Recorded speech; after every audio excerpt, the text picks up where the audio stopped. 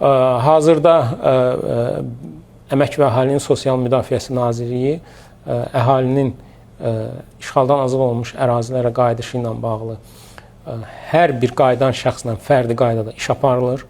Həmin şəxslərin məşğulluq tarixçəsi, təhsil imkanları dəyərləndirir və bu dəyərləndirmə nəticəsində hər bir bizim qayıdan şəxsimizlə bağlı fərdi məşğulluq proqramı tərtib olunur və həmin proqramın icrası çərçivəsində ərazilərə qayıtmış şəxslərimizin məşğulluğu təmin olunur. Və bu çərçivədə bizim işğaldan azad olunmuş ərazilərə qayıdışla bağlı bizim də sistemli yanaşmamız var, müvafiq mexanizmimiz var. Bu mexanizm mahiyyəti ondan ibarətdir ki, biz ərazilərdə olan iş yerlərini müəyyən edirik. Bir qayda olaraq fəsildən fəsilə fərq var. Ərazilərimizdə bizim hardasa 45-50 minə yaxın daimi iş yeri mövcuddur. Və bilirsiniz ki, artıq ərazilərdə həm işləyən, həm yaşayan, həm də təhsil alan şəxslərimizin sayı 70 minə artıq ötüb. Bu özü də böyük bir rəqəmdir və qayıdış prosesinin nə qədər uğurla həyata keçirildiyini bilavasitə göstərir. Və biz yaratdığımız bu proses çərçivəsində işğaldan azad olunmuş ərazilərdə fəaliyyət göstərən bütün işə götürənləri bir yerə toplaya bilmişik. Əmək və Əhalinin Sosial Müdafiəsi Nazirliyində bununla bağlı xüsusi işçi qrupu fəaliyyət göstərir. Bu işçi qrupu aylıq əsasda ərazilərdə fəaliyyət göstərən işə götürənlərlə işləyir. Və bu çərçivədə qarşıya qoyulmuş əsas vəzifə ondan ibarətdir ki, işğaldan azad olunmuş ərazidə işə qəbul edilən hər bir şəxs, yəni hər bir iş yeri açıldıqda həmin iş yerinə işə götürülməkdə ilk növbədə işğaldan azad olunmuş əraziyə qayıtmış şəxslərə üstünlük verilməlidir. Bu prinsip bizim işə götürənlər tərəfindən və Əmək və Əhalinin Sosial Müdafiəsi Nazirliyi tərəfindən tətbiq olunur.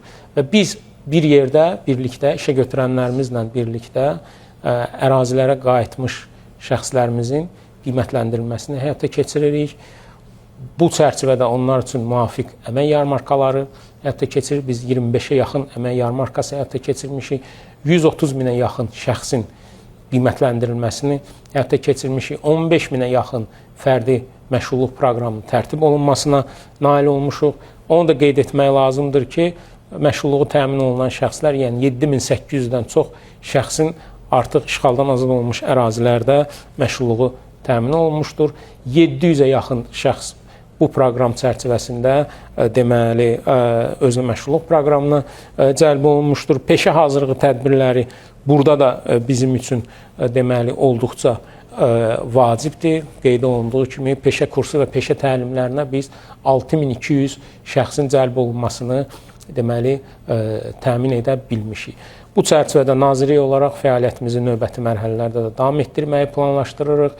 Yəni bu gün ölkəmizdə mövcud olan bütün aktiv məşğulluq tədbirlərini biz işğaldan azad olmuş ərazilərdə də tətbiq edirik. Və bu özünün müsbət nəticələrini də verir və burada bir mənalı şəkildə sosial tərəfdaşlıq prinsipini də mən qeyd etmək istərdim. Bizim işə götürənlər böyük həcmdə, yəni Dövlət Məşğulluq Agentliyi ilə əməkdaşlıq edirlər.